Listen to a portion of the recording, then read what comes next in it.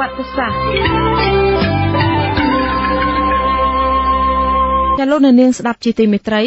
ថ្មីត្បិតតែគេតែងចាត់ទុកថាសម័យអង្គរជាដំណាក់កាលរុងរឿងមួយនៃប្រវត្តិសាស្ត្រខ្មែរក៏ដោយក៏មេដឹកនាំខ្លះនាសម័យនោះច្បាំងគ្នាដណ្ដើមអំណាចគ្នាមិនចេះចប់មិនចេះហើយពេលខ្លះដោយច្បាំងដណ្ដើមអំណាចកណ្ដាលមិនបានទាំងស្រុងព្រះរាជាទាំងនោះពុះចែកប្រទេសជាចម្រៀកដើម្បីកាន់កាប់ថែមទៀតផងរីឯមន្ត្រីធំក្នុងជួរដឹកនាំវិញបោះបង់ការស្មោះស្ម័គ្រនឹងព្រះរាជាមួយអង្គហើយរត់ទៅចោះចូលជាមួយព្រះរាជាមួយអង្គទៀតមិនខុសគ្នាពីសម័យបច្ចុប្បន្ននេះប៉ុន្មានឡើយចាស់ជាបន្តទៅនេះលោកជុនច័ន្ទបុត្រសូមរៀបរាប់ជូននៅប្រវត្តិសាស្ត្រខ្មែរនាពាក់កណ្ដាលទី2នៃសតវត្សទី11ដែលមានព្រះមហាក្សត្រ2អង្គគ្រងរាជ្យក្នុងពេលតែមួយ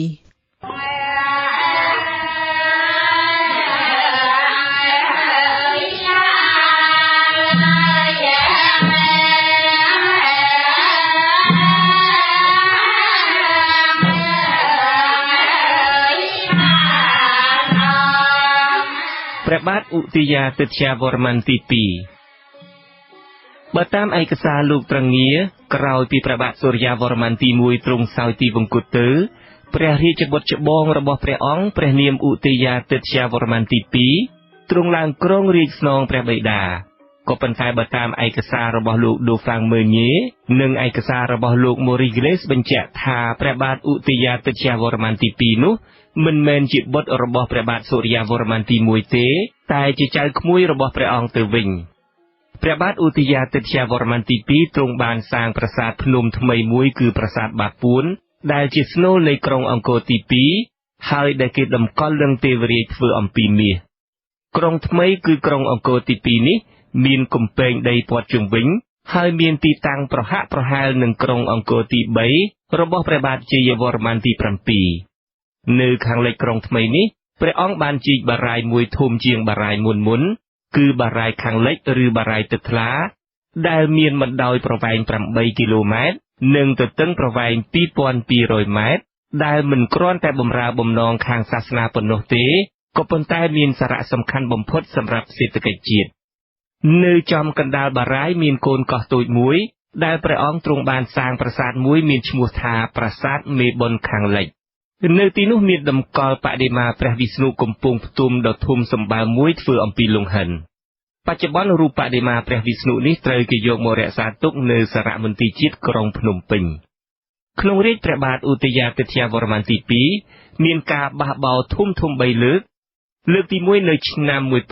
1052គឺជាការបះបោររបស់រាជទាំងឡាយនៅខេត្តភាគខាងត្បូងក្រោមការដឹកនាំរបស់អរវិន្ធារតៈដែលដំបូងបានទទួលជោគជ័យតែទីបំផុតត្រូវបរាជ័យដោយការវាយបង្ក្រាបរបស់មេទ័ពឈ្មោះសង្គ្រាមមាហើយអ្នកដឹកនាំចលនាបះបោរទាំងនេះក៏ត្រូវរត់ភៀសខ្លួនទៅចម្ប៉ាលើកទី2នៅឆ្នាំ1065នាយទាហានម្នាក់ឈ្មោះកំវៅនាំទ័ពរបស់ខ្លួនរត់ចេញពីរាជធានីឈប់ទទួលស្គាល់អំណាចគ្រប់គ្រងរបស់ព្រះរាជាហើយនាំគ្នាវាយគំទេចសិវលឹងនិងទេវបដិមានៅគ្រប់ទិសទីតែត្រូវមេទ័ពសង្គ្រាមមាតាមទាន់ហើយសម្លាប់បានក្រោយពីកំវៅមេបះបោរបានធ្វើឲ្យមេទ័ពព្រះរាជាសង្គ្រាមមាមានរបួសត្រង់ធ្គាមលើកទី3គឺជាការបះបោរនៅខេត្តទាំងឡាយភាគខាងកើតដឹកនាំដោយបងប្អូន2នាក់ឈ្មោះស្លូតនិងសិទ្ធិករដែលរួមគ្នាជាមួយនឹងមេម្នាក់ទៀតឈ្មោះស័ក្តិសន្តិភូវ័នក៏ប៉ុន្តែចលនានេះក៏ត្រូវបានមេទ័ពដ៏ខ្លាំងពូកែរបស់ព្រះរាជាគឺសង្គ្រាមមាកំទេចឲ្យរលាយសូន្យព្រះបាទឧទយាទិត្យវរ្ម័នទី2ទ្រង់ឡើងគ្រងរាជ្យពីឆ្នាំ1050ហើយទ្រង់សោយទីវង្គតក្នុងឆ្នាំ1066ក៏ប៉ុន្តែគេមិនបានដឹងពីព្រះមរណនាមរបស់ព្រះអង្គឡើយព្រះបាទហាសានវរ្ម័នទី3ក្រោយពេលដែលព្រះបាទឧទយាទិត្យវរ្ម័នទី2ទ្រង់សោយទីវង្គតទៅព្រះអនុជបន្ទាប់របស់ព្រះអង្គទ្រង់បានឡើងសោយរាជស្នងមានព្រះនាមក្នុងរាជថាព្រះបាទហាសានវរ្ម័នទី3នៅពេលឡើងគ្រងរាជភ្លាមព្រះអង្គទ្រង់យកព្រះទ័យទុកដាក់នឹងការកសាងជាតិណាស់ព្រះអង្គទ្រង់បានជួសជុលឡើងវិញនៅបូជនីយដ្ឋាននានានិងបដិមាករដែលខូចខាតក្នុងពេលដែលកើតចលាចលជ្រួលច្របល់ក្នុងរាជមុនមិនត្រឹមតែប៉ុណ្ណោះទេព្រះបាទហាសានវរ្ម័នទី3បានរៀបចំឲ្យមានសន្តិសុខផ្ទៃក្នុងថែមទៀតផងក៏ប៉ុន្តែទោះជាយ៉ាងណាក្តីក្នុងរាជរបស់ព្រះអង្គត្រូវចូលរួមក្នុងសង្គ្រាម2លើកគឺមួយលើកច្បាំងនឹងនគរចម្ប៉ាហើយនឹងមួយលើកទៀតច្បាំងនឹងយួនដៃវៀត ចាមបានចូលរូបរៀនទន្ទ្រានព្រំដែនខ្មែរសាជាថ្មីនៅឆ្នាំ1074 ទ័ពរបស់ប្រទេសចម្ប៉ាដែលដឹកនាំដោយព្រះអង្គម្ចាស់ប៉ាងប្អូនព្រះរាជានគរចម្ប៉ាបានវាយលុកឡើងតាមទន្លេមេគង្គមកដល់ក្រុងចាស់សម្ភុបុរៈគឺសម្បូរស្ថិតនៅលើដងទន្លេមេគង្គនេះហើយបានប្លន់យករបស់របរមានតម្លៃផ្សេងព្រមទាំងបានវាយកំទេចដុតបំផ្លាញបូជនីយដ្ឋាននានានៃរាជធានីចាស់នេះហើយគៀប្រជារាស្ត្រខ្មែរនាំយកទៅជាឆ្លើយយ៉ាងច្រើនសន្ធឹកសន្ធាប់ផងនៅឆ្នាំ1076ទ័ពខ្មែរត្រូវចិនប្រទាញឲ្យសហការជាមួយខ្លួននឹងទ័ពចាមដើម្បីជួយវាយយួនដៃវៀតពេលនោះទ័ពចិននៃរាជវង្សស៊ុងបានលើកពីឡានសើងសម្ដៅចុះមកហាណូយឯទ័ពខ្មែរនិងទ័ពចាមវាចូលតំបន់ងេអានក៏ប៉ុន្តែក្រោយមកដោយមានការចរចាឲ្យស្រស់ស្រួលមួយចិនក៏ព្រមដកទ័ពថយចេញទៅវិញដែលជាហេតុជំរុញឲ្យទ័ពសម្ព័ន្ធមិត្តរបស់ចិនគឺខ្មែរនិងចាមដកថយចេញដែរព្រះបាទហាសានវរ្ម័នទី3ទ្រង់សោយទីវង្គតនៅឆ្នាំ1080ឬ1082នៃគ្រិស្តសករាជដោយមានព្រះមរណនាមថាសទាសិវបុត្រព្រះបាទនរោត្តមត្រវរ្ម័ននៅចុងរាជរបស់ព្រះបាទហាសានវរ្ម័នទី3មានការបះបោរនៅទិសខាងលិចនៃប្រទេសគឺនៅក្រុងមហិធរបុរៈដែលប្រហែលជាស្ថិតនៅខាងជើងឈៀងខាងលិចវាលទំនាបខាងលើនៃទន្លេមូនក្នុងប្រទេសថៃសព្វថ្ងៃនៅឆ្នាំ1082មានស្ដេចមួយអង្គប្រកាសឡើងសោយរាជ្យដោយយកក្រុងមហិធរបុរៈនេះជារាជធានីស្ដេចអង្គនេះមានព្រះនាមថាជ័យវរ្ម័នទី6ក៏ប៉ុន្តែទោះជាយ៉ាងណាក៏ដោយនៅរាជធានីអង្គរឯនេះវិញព្រះរាជាដែលឡើងសោយរាជ្យស្របច្បាប់បន្តពីព្រះបាទហាសានវរ្ម័នទី3គឺព្រះបាទនរោត្តមត្រវរ្ម័នដែលត្រូវបានរៀបចំអភិសេកក្រោយពីពេលដែលព្រះបាទហាសានវរ្ម័នទី3សោយទីវង្គតទៅក្នុងរាជរបស់ព្រះអង្គព្រះបាទនរោត្តមត្រវរ្ម័នទ្រង់បានទទួលច្បាំងជាមួយព្រះបាទជ័យវរ្ម័នទី6ដែលបានសោយរាជ្យនៅខាងលិចនៃប្រទេសថ្មីត្បិតតែព្រះបាទជ័យវរ្ម័នទី6អាចវាយទន្ទ្រានយកបានខេត្តទាំងឡាយភាគខាងជើងនិងភាគខាងកើតក្តីក៏ប៉ុន្តែតំបន់អង្គរខេត្តទាំងឡាយភាគខាងលិចនិងខាងត្បូងបឹងទន្លេសាបនៅតែស្មោះត្រង់នឹងព្រះរាជាក្រុងអង្គរដដែលព្រះបាទនរោត្តមត្រវរ្ម័នទ្រង់សោយរាជ្យនៅរាជធានីអង្គរមានរយៈពេលស្មើគ្នានឹងរាជមហាក្សត្រ2អង្គទៀតនៅភាគខាងលិចនៃប្រទេសគឺព្រះបាទជ័យវរ្ម័នទី6និងព្រះបាទធរណិនវរ្ម័នទី1គឺរហូតដល់ឆ្នាំ1113ក្រោយពេលដែលព្រះបាទសូរ្យាវរ្ម័នទី2បានក្រោកបះបោរឡើងហើយធ្វើគុតព្រះបាទធរណិនវរ្ម័នទី1ជាស្ដេចភាគខាងលិចបានរួចបន្តលើកទ័ពមកច្បាំងជាមួយព្រះអង្គជាស្ដេចសោយរាជ្យនៅអង្គរនេះទីបំផុតព្រះបាទនរោត្តមត្រវរ្ម័នត្រូវព្រះបាទសូរ្យាវរ្ម័នទី2ធ្វើគុតបានហើយបង្រួបបង្រួមទឹកដីខ្មែរឲ្យចូលគ្នាឡើងវិញនៅឆ្នាំ1113នៃគ្រិស្តសករាជនោះព្រះបាទជ័យវរ្ម័នទី6ដែលគ្រងរាជ្យនៅភាគខាងលិចនៃប្រទេសនោះប្រហែលជាមានប្រភពចេញមកពីវង្សស្ដេចត្រាញ់មួយព្រះអង្គបានក្រោកបះបោរតាំងពីចុងរាជ្យព្រះបាទហាសានវរ្ម័នទី3ហើយវាយសង្កត់យកខេត្តភាគខាងលិចនៃប្រទេសព្រះបាទជ័យវរ្ម័នទី6ប្រកាសឡើងសោយរាជ្យក្នុងឆ្នាំ1082ក្នុងធានីមហិធរបុរៈដែលប្រហែលជាស្ថិតនៅភាគខាងជើងឈៀងខាងលិចត្រង់វាលទំនាបខាងលើនៃទន្លេមូនសព្វថ្ងៃស្ថិតក្នុងប្រទេសថៃព្រះបាទជ័យវរ្ម័នទី6ត្រូវបានរៀបចំពិធីរាជាភិសេកដោយព្រះគ្រូព្រាហ្មណ៍បរោហិតរបស់ព្រះបាទហាសានវរ្ម័នទី3ឈ្មោះទិវាករបណ្ឌិតដែលប្រហែលជាមានកើតទំនាស់អ្វីមួយជាមួយព្រះរាជាក្រុងអង្គរឬដោយប្រាថ្នាលាភសក្ការៈរួចចាកចោលក្រុងអង្គរទៅបម្រើរាជវង្សថ្មីនេះនៅក្នុងរាជរបស់ព្រះអង្គព្រះបាទជ័យវរ្ម័នទី6បានខិតខំច្បាំងដណ្ដើមរាជពីព្រះបាទនរោត្តមវរ្ម័ននៃក្រុងអង្គរក៏ប៉ុន្តែមិនបានសម្រេចហើយព្រះអង្គអាចត្រួតត្រាបានតែខេត្តភាគខាងជើងនិងខាងកើតនៃប្រទេសចំណែកតំបន់អង្គរខេត្តទាំងឡាយភាគខាងលិចនិងខាងត្បូងបឹងទន្លេសាបនៅតែស្មោះត្រង់នឹងព្រះរាជាក្រុងអង្គរដដែលដើម្បីពង្រីកអនុភាពអតិទេពគឺអំណាចរបស់ព្រះអង្គព្រះបាទជ័យវរ្ម័នទី6ទ្រង់បានកសាងបូជនីយដ្ឋានជាច្រើនឧទ្ទិសចំពោះព្រះពុទ្ធផងនិងចំពោះព្រះឥសូរផងដូចជាបានបន្តការកសាងនៅភ្នំសណ្ដកនៅភ្នំព្រះវិហារនៅវត្តភូនិងភីម៉ៃជាដើមព្រះបាទជ័យវរ្ម័នទី6ទ្រង់សោយទីវង្គតក្នុងឆ្នាំ1107ដោយមានព្រះមរណនាមថាបរមកៃវលយបុត្រខ្ញុំជុនច័ន្ទបុត្រ Vichu Azizi Serai Washington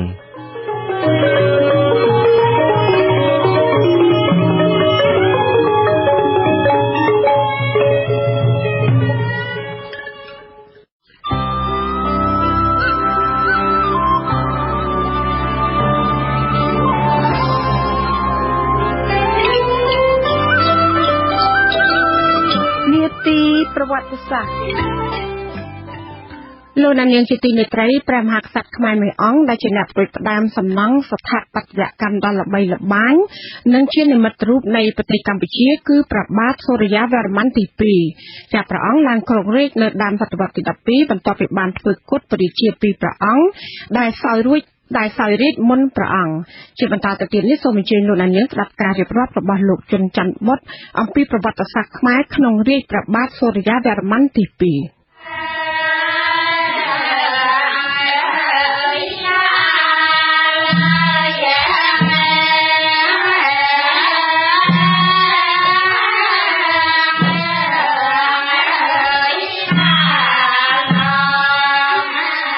ព្រះបាទសូរ្យាវរ្ម័នទី2គឺជាព្រះមហាក្សត្រខ្មែរសម័យអង្គរដ៏ល្បីល្បាញមួយព្រះអង្គ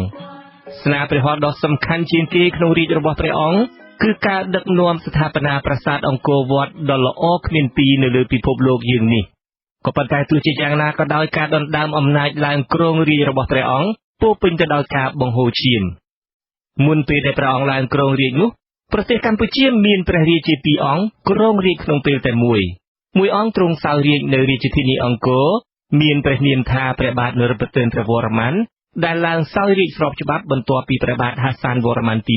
3មួយព្រះអង្គទៀតព្រះនាមព្រះបាទធរណិនវរ្ម័នទី1ដែលទ្រង់សោយរាជ្យបន្តពីព្រះរាមរបស់ព្រះអង្គគឺព្រះបាទជ័យវរ្ម័នទី6នៅរាជធានីមហេធរបុរៈដែលស្ថិតនៅភាគខាងលិចនៃប្រទេសព្រះបាទធរណិនវរ្ម័នទី1ទ្រង់ឡើងសោយរាជ្យនៅឆ្នាំ1107ហើយទ្រង់ចូលទីវង្គតនៅឆ្នាំ1112នៃគ្រិស្តសករាជដោយមានព្រះមរណនាមថាបរមនិស្កលបុត្រអ្នកដែលធ្វើគុតព្រះបាទធរណិនវរ្ម័នទី1ដើម្បីដណ្ដើមរាជ្យនោះគឺព្រះបាទសូរ្យាវរ្ម័នទី2ដែលជាចៅក្មួយរបស់ព្រះអង្គនោះឯងដំបូងព្រះបាទសូរ្យាវរ្ម័នទី2ធ្វើគុតព្រះបាទធរណិនវរ្ម័នទី1ជាឪពុកមារបស់ខ្លួនបន្ទាប់មកព្រះអង្គក៏បានលើកទ័ពទៅច្បាំងជាមួយព្រះបាទនរោត្តមវរ្ម័នព្រះរាជាសោយរាជ្យនៅរាជធានីអង្គរហើយធ្វើគុតព្រះអង្គបានទៀតការធ្វើគុតព្រះរាជាទាំងពីរដែលចែកដីគ្នាគ្រងរាជ្យនៅកម្ពុជាក្នុងពេលតែមួយនេះបានធ្វើឲ្យព្រះបាទសូរ្យាវរ្ម័នទី2អាចបង្រួបបង្រួមនគរខ្មែរឲ្យទៅជាមួយឡើងវិញក្រោយពីធ្វើគុតព្រះរាជាទាំងពីរបានហើយព្រះអង្គក៏ទ្រង់ឡើងសោយរាជ្យនៅរាជធានីអង្គរពិធីរាជាភិសេកក្នុងការឡើងគ្រងរាជ្យនេះត្រូវបានរៀបចំដោយព្រះរាជគ្រូព្រាហ្មណ៍បរហិតទិវាករបណ្ឌិតដដែលលុះទ្រង់បានឡើងសោយរាជ្យហើយព្រះអង្គទ្រង់បានភ្ជាប់ចំណងមិត្តភាពជាមួយប្រទេសចិនឡើងវិញហើយព្រះអង្គបានបញ្ជូនគណៈបេសកកម្មការទូត2ទៅប្រទេសចិនគឺមួយនៅឆ្នាំ1116និងមួយទៀតនៅឆ្នាំ1120នៃគ្រិស្តសករាជព្រះបាទសូរ្យាវរ្ម័នទី2ជាស្ដេចសឹកដ៏អង់អាចក្លាហានព្រះអង្គបានធ្វើសង្គ្រាមជាញឹកញាប់ដោយបានច្បាំងជាច្រើនលើកច្រើនសារជាមួយនឹងប្រទេសចម្ប៉ាដែលបានបញ្ជូនទ័ពមកឈ្លានពានទឹកដីខ្មែរតាំងពីមុនរាជរបស់ព្រះអង្គគឺពេលដែលប្រទេសបែកបាក់គ្នាហើយមានស្ដេចសោយរាជ្យដល់ទៅ2អង្គក្នុងពេលតែមួយនោះសង្គ្រាមជាមួយប្រទេសចម្ប៉ានេះបានទទួលជោគជ័យហើយខ្មែរបានកាន់កាប់រាជធានីវិជ័យពីឆ្នាំ1145ដល់ឆ្នាំ1949ហើយដាក់ប្អូនថ្លៃរបស់ព្រះអង្គឈ្មោះហរិទេវៈឲ្យសោយរាជ្យនៅទីនោះផងច្បាំងនឹងយួនដៃវៀតដែលចេះតែខុបខិតគាំទ្រពួកក្បត់ហើយអនុញ្ញាតឲ្យពួកនេះជ្រកកោនផងច្បាំងនឹងក្សត្របូរីថៃដែលក្រោកបះបោនៅវាលទំនាបខាងលើនៃទន្លេមេណាមផងហើយច្បាំងជាមួយពួកមននៅហរិបញ្ញជ័យថែមទៀតផងដោយសារព្រះអង្គជាស្ដេចសឹកដ៏ខ្លាំងពូកែដូច្នេះហើយទើបព្រះចៅក្រុងចិនថ្វាយព្រះឋានន្តរនាមដ៏ខ្ពង់ខ្ពស់ចំពោះព្រះអង្គថាគិនពីវពិនជេងដែលប្រហែលជាត្រូវនឹងពាក្យខ្មែរថាកំរៈតេងនោះឯងក្នុងរជ្ជកាលរបស់ព្រះអង្គប្រទេសខ្មែរមានវិសាលភាពធំធេងណាស់គឺខាងជើងទល់នឹងប្រទេសចិនខាងត្បូងទល់នឹងសមុទ្រចិនគឺពីកូថារ៉ាបច្ចុប្បន្នញ៉ាត្រាងក្នុងប្រទេសវៀតណាមរហូតដល់ឈូងសមុទ្របានឌុងនៅប្រទេសម៉ាឡេស៊ីខាងលិចទល់នឹងប្រទេសភូមាហើយព្រំប្រទល់ខាងកើតទល់នឹងប្រទេសចម្ប៉ាម្យ៉ាងទៀតព្រះបាទសូរ្យាវរ្ម័នទី2ទ្រង់ជាមគ្គុទ្ទេសក៍ដ៏ឆ្លាតវៀងវៃក្នុងការដឹកនាំប្រទេសជាតិព្រះអង្គជាព្រះមហាក្សត្រខ្មែរដំបូងបំផុតដែលមានជំនឿស៊ុបលើសាសនាព្រាហ្មណ៍គណៈព្រះវិស្ណុដែលក្នុងសម័យនោះមានប្រជាប្រិយភាពធំធេងនៅប្រទេសឥណ្ឌាផងនិងនៅកោះជ្វាផងព្រះអង្គបានលើកដំកើងសាសនាព្រាហ្មណ៍គណៈវិស្ណុនេះឲ្យទៅជាសាសនារបស់រដ្ឋ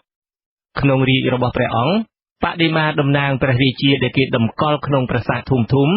លែងជាសេវលឹងរបស់ព្រះឥសូរទៀតហើយតែជាវិស្ណុបដិមាវិញខាងវិស័យសំណង់ព្រះបាទសូរ្យវរ្ម័នទី2ទ្រង់ជាព្រះមហាក្សត្រមួយអង្គដែលមានស្នាប្រវត្តិយ៉ាងច្រើនសម្បើមដោយព្រះអង្គបានបន្តការស្ថាបនាប្រាសាទភ្នំជីសូរប្រាសាទភ្នំសណ្ដកប្រាសាទវត្តភូនិងប្រាសាទព្រះវិហារឯសំណង់ថ្មី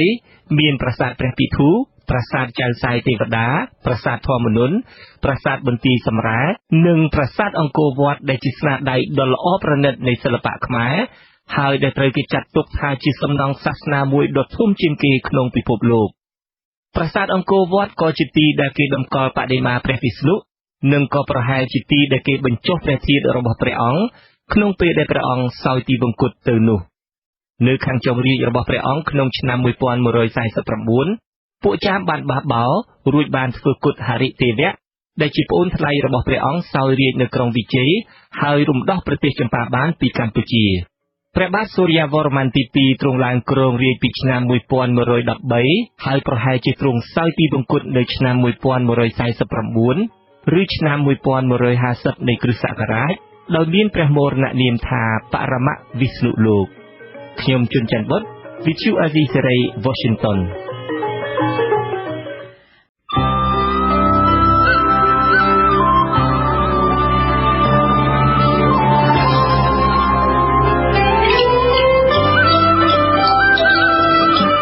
ទីប្រវត្តិសាស្ត្រ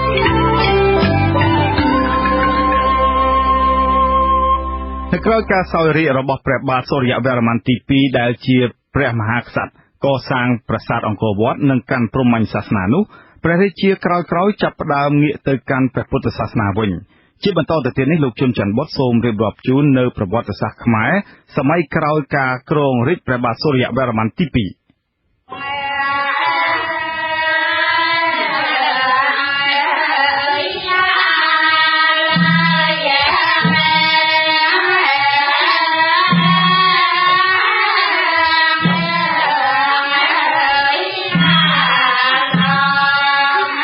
ព្រះបាទធរណិន្ទ្រវរ្ម័នទី2ក្រោយពីព្រះបាទសូរ្យវរ្ម័នទី2សោយទីវង្គតទៅប្អូនជីដូនមួយរបស់ព្រះអង្គបានឡើងគ្រងរាជ្យបន្តពីព្រះអង្គដោយមានព្រះនាមក្នុងរាជ្យថាព្រះបាទធរណិន្ទ្រវរ្ម័នទី2ព្រះអគ្គមហេសីរបស់ព្រះអង្គគឺម្ចាស់ក្សត្រីជូឌីមនីជាព្រះរាជបុត្រីរបស់ព្រះបាទហាសានវរ្ម័នទី3ក្នុងរជ្ជកាលរបស់ព្រះអង្គបានធ្វើសង្គ្រាមជាមួយប្រទេសចម្ប៉ាដែលជាសង្គ្រាមបន្តពីរាជមុនមកព្រះអង្គបានទុកព្រះទ័យឲ្យព្រះរាជបុត្ររបស់ព្រះអង្គព្រះនាមជ័យវរធនៈដែលជាអនាគតព្រះបាទជ័យវរ្ម័នទី7ដែលកាលនោះមានព្រះជន្មប្រមាណ25ព្រះវស្សានៅឡើយឲ្យកាន់ជាអគ្គបញ្ជាការកងទ័ពរួចហើយលើកទៅវាយក្រុងវិជ័យនៃប្រទេសចម្ប៉ាព្រះបាទធរណិន្ទ្រវរ្ម័នទី2ជាព្រះមហាក្សត្រដែលសព្វព្រះរាជហឫទ័យគោរពបូជាព្រះពុទ្ធសាសនាមហាយានដែលកាលនោះមានអ្នកគោរពបូជាកាន់តែច្រើនឡើងហើយ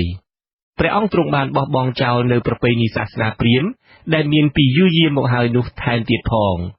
ព្រះបាទធរណិន្ទ្រវរ្ម័នទី2ទ្រង់បានគ្រងរាជ្យនៅឆ្នាំ1150ហើយទ្រង់សោយទីវង្គតនៅឆ្នាំ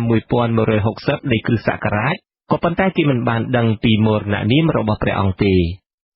ព្រះបាទយសោវរ្ម័នទី2ព្រះរាជាដែលសោយរាជ្យស្នងព្រះបាទធរណិន្ទ្រវរ្ម័នទី2គឺព្រះបាទយសោវរ្ម័នទី2ដែលទ្រង់ជាប់ជាព្រះញាតិសាលោហិតនឹងព្រះអង្គក្នុងរាជ្យរបស់ព្រះបាទយសោវរ្ម័នទី2មានការកើតវឹកវរចលាចលដោយសិលាចារឹកនិងរូបចម្លាក់ប្រាសាទបន្ទាយឆ្មារបានឲ្យដឹងថាព្រះបាទយសោវរ្ម័នទី2ត្រូវសត្រូវឈ្មោះរាហូវេលុកទាំងសិលាចារឹកទាំងរូបចម្លាក់និយាយពីព្រឹត្តិការណ៍ដែលកើតមានឡើងដោយរាហូនេះដោយនាំឲ្យមានចម្ងល់ថាតើរាហូនេះជាអ្វីជាអ្នកណាតើពេលនោះអាចមានគំនិតក្បត់ណាមួយកើតឡើងក្នុងព្រះរាជវាំងឬទេឬក៏មានការបះបោររបស់មហាជនឬក៏ការបះបោររបស់ពួកចាមចង់សងសឹកព្រោះខ្លួនបានទទួលបរាជ័យយ៉ាងដំណំនៅក្នុងរាជស្ដេចមុននោះក៏ប៉ុន្តែនៅទីបញ្ចប់នៃព្រឹត្តិការណ៍នេះគេបានដឹងច្បាស់ថាព្រះបាទយសោវរ្ម័នទី2ទ្រង់បានជួយសង្គ្រោះឲ្យរួចផុតពីគ្រោះថ្នាក់ដោយអ្នកការពារព្រះអង្គយ៉ាងអង់អាចក្លាហានឈ្មោះស្រិន្ទ្រកុមារាដែលជាព្រះរាជបុត្រមួយអង្គរបស់អនាគតព្រះបាទជ័យវរ្ម័នទី7 ថ្វីត្បិតតែព្រះអង្គបានគេចរួចពីគ្រោះថ្នាក់នៃការបះបោររបស់រាហូនៅពេលនោះមែនក៏ប៉ុន្តែនៅចុងបញ្ចប់នៃរាជរបស់ព្រះអង្គព្រះបាទយសោវរ្ម័នទី2ត្រូវបានមន្ត្រីជាន់ខ្ពស់របស់ព្រះអង្គម្នាក់ក្បត់ដណ្ដើមរាជហើយធ្វើគុតព្រះអង្គបាននៅឆ្នាំ1165នៃគ្រិស្តសករាជព្រះបាទត្រីភូវនាទិត្យវរ្ម័នក្រោយពីពេលធ្វើគុតព្រះបាទយសោវរ្ម័នទី2បានហើយមន្ត្រីក្បត់ដណ្ដើមរាជព្រះអង្គនេះក៏ប្រកាសឡើងសោយរាជនៅឆ្នាំ1165ដោយមានព្រះនាមក្នុងរាជថាព្រះបាទត្រីភូវនាទិត្យវរ្ម័នក្នុងរាជរបស់ព្រះរាជាជ្រែករាជនេះសង្គ្រាមរវាងចាមនិងខ្មែរនៅតែបន្តទៅទៀតហើយព្រឹត្តិការណ៍សំខាន់បំផុតដែលកើតមានក្នុងរាជព្រះបាទត្រីភូវនាទិត្យវរ្ម័ននេះគឺភាពបរាជ័យដ៏ធំបំផុតរបស់ខ្មែរដែលមិនធ្លាប់មានពីមុនមកដោយចាមបានវាយយកក្រុងអង្គរបាននៅឆ្នាំ1177ស្ដេចចាមដែលបើកការវាយលុកដណ្ដើមយកក្រុងអង្គរនេះក៏ជាស្ដេចទើបជ្រែករាជបាននៅនគរចម្ប៉ាដែរស្ដេចចាមនេះមានព្រះនាមថាព្រះបាទជ័យឥន្ទ្រវរ្ម័នទី4ព្រះអង្គបាននាំទ័ពចាមជើងទឹកដែលមានជនជាតិចិនលេចសពើម្នាក់ជាអ្នកនាំផ្លូវឡើងតាមទន្លេមេគង្គរួចឆ្លងកាត់ទន្លេសាបមកលុកលុយក្រុងអង្គរបានហើយធ្វើគុតស្ដេចជ្រែករាជនៅកម្ពុជានេះគឺព្រះបាទត្រីភូវនាទិត្យវរ្ម័នសុគតក្នុងពេលនោះទៅក្រោយពីពេលនោះមកប្រទេសចម្ប៉ាក៏បានកាន់កាប់និងដាក់លឹមត្រួតត្រាលើប្រទេសកម្ពុជាអស់រយៈពេលជាង4ឆ្នាំពីឆ្នាំ1177ដល់ឆ្នាំ1181នៃគ្រិស្តសករាជគឺមានរយៈកាលប្រហែលគ្នានឹងខ្មែរបានកាន់កាប់ប្រទេសចម្ប៉ាក្នុងរាជព្រះបាទសូរ្យវរ្ម័នទី2ដូច្នោះដែរខ្ញុំជួនច័ន្ទបុត្រ Vithu Azisari Washington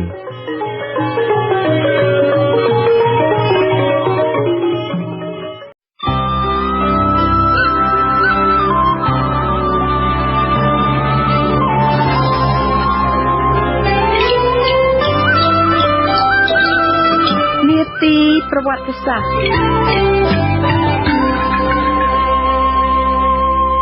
ចាលោកនាងជាទីមេត្រីក្នុងចំណោមព្រះជានៃសម័យអង្គរទាំងអស់ព្រះបាទជ័យវរ្ម័នទី7ជាព្រះជាមួយអង្គដែលគេចាត់ទុកថាមានមហិទ្ធិឫទ្ធិបំផុតក្នុងព្រះរាជវង្សាវតារនៃប្រទេសកម្ពុជាចាព្រះអង្គទ្រង់បានកសាងប្រាសាទបាយ័នដ៏ល្បីល្បាញដែលជាស្នូលនៃរាជធានីអង្គរទី3ខុសពីព្រះជានៃសម័យអង្គរដែលភាគច្រើនគោរពប្រតិបត្តិព្រហ្មញ្ញសាសនាព្រះបាទជ័យវរ្ម័នទី7ទ្រង់គោរពពុទ្ធសាសនាមហាយានពិសេសគឺគោរពបូជាព្រះពោធិសត្វអវលោកិតិស្វរៈចាជាបន្តទៅទៀតនេះលោកជុនច័ន្ទបុត្រសូមរៀបរាប់ជូនអំពីព្រះបាទជ័យវរ្ម័នទី7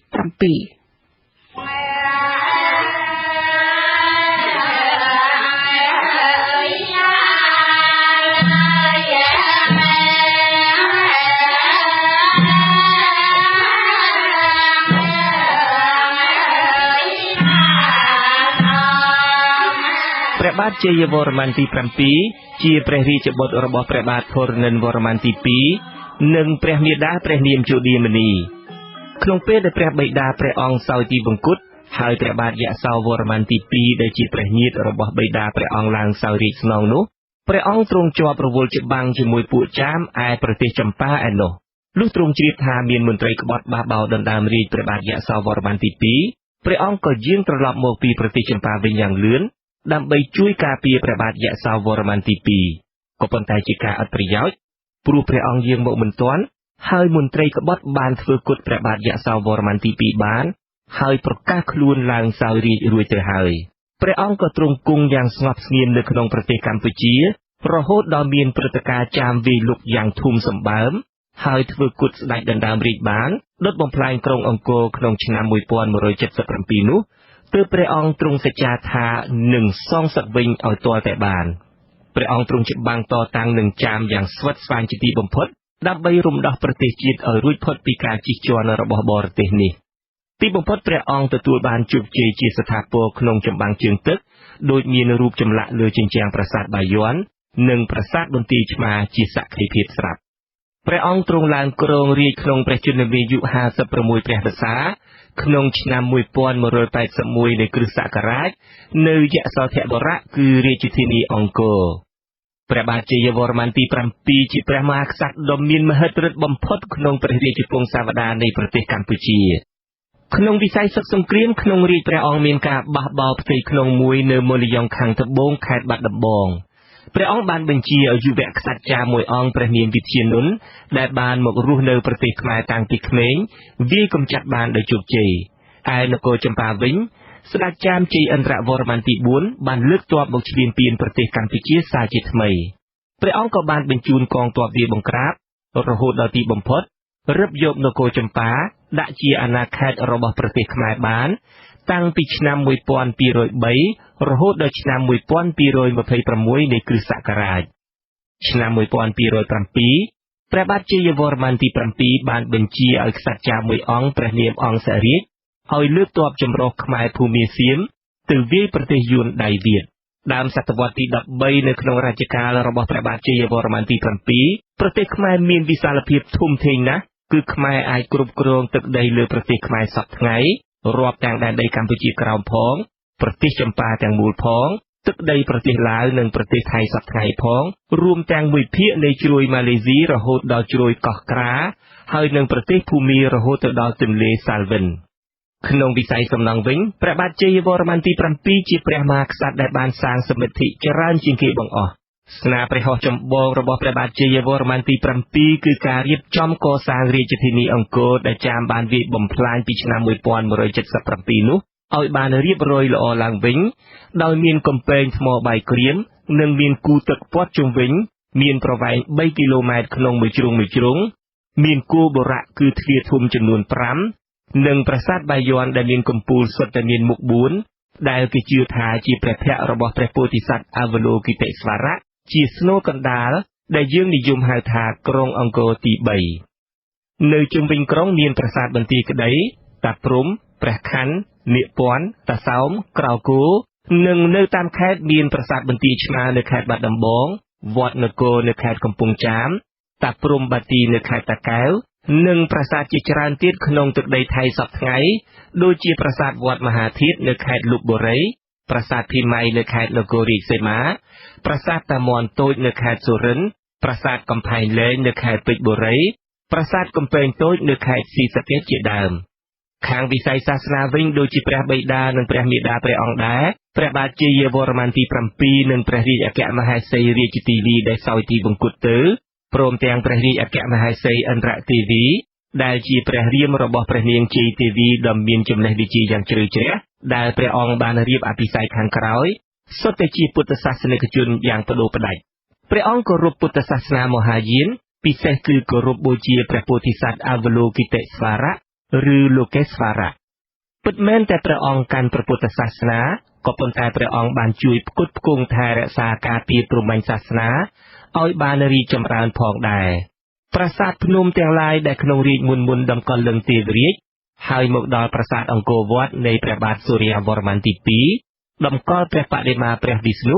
ប្រាសាទបាយ័នដែលជាស្នូលនៃអង្គរទី3ត្រូវបានព្រះបាទជ័យវរ្ម័នទី7តម្កល់ព្រះបដិមាករពុទ្ធរាជមួយអង្គយ៉ាងធំសម្បើមមានកម្ពស់ជិត4ម៉ែត្រឯកសារខ្លះថាដល់ទៅ9ម៉ែត្រព្រះបាទជ័យវរ្ម័នទី7ទ្រង់ជាព្រះមហាក្សត្រប្រកបដោយធម៌ទុសពិតនិងមានព្រហ្មវិហារធម៌សន្តោសប្រណីដល់អស់សពសត្វដោយសិលាចារឹកមន្ទីរពេទ្យរបស់ព្រះអង្គបានចែងថាជំងឺរបស់ប្រជារាស្ត្រធ្វើឲ្យព្រះអង្គឈឺចាប់ជាងជំងឺផ្ទាល់របស់ព្រះអង្គទៅទៀតព្រោះថាគឺសេចក្តីឈឺចាប់សាធារណៈនេះហើយជាសេចក្តីឈឺចាប់របស់ព្រះរាជាពុំមែនសេចក្តីឈឺចាប់ផ្ទាល់ទេដែលធ្វើឲ្យព្រះអង្គឈឺចាប់នោះដោយសារព្រះគតិបណ្ឌិតខាងលើនេះព្រះអង្គបានសាងមន្ទីរពេទ្យចំនួន102នៅក្នុងផ្ទៃប្រទេសទាំងមូលដែលមានមនុស្សក្នុងវណ្ណៈទាំង4អាចចូលព្យាបាលរោគបានដូចគ្នាព្រមទាំងសាលាសំណាក់ឬធម្មសាលាចំនួន121នៅតាមបណ្ដោយផ្លូវធំនៃអាណាចក្រថែមទៀតផងព្រះបាទជ័យវរ្ម័នទី7ទ្រង់ឡើងគ្រងរាជ្យនៅឆ្នាំ1181គេមិនបានដឹងច្បាស់ថាព្រះអង្គជួទីវង្គតនៅឆ្នាំណាពិតប្រាកដទេគេគ្រាន់តែសង្ស័យថាព្រះអង្គទំនងជាបានសោយរាជ្យដល់ឆ្នាំ1218នៃគ្រិស្តសករាជហើយពេលដែលព្រះអង្គសុគតទៅទ្រង់បានទទួលព្រះមរណនាមថាមហាបរមសៅកតៈខ្ញុំជុនច័ន្ទបុត្រ Vichu Azizi Serai Washington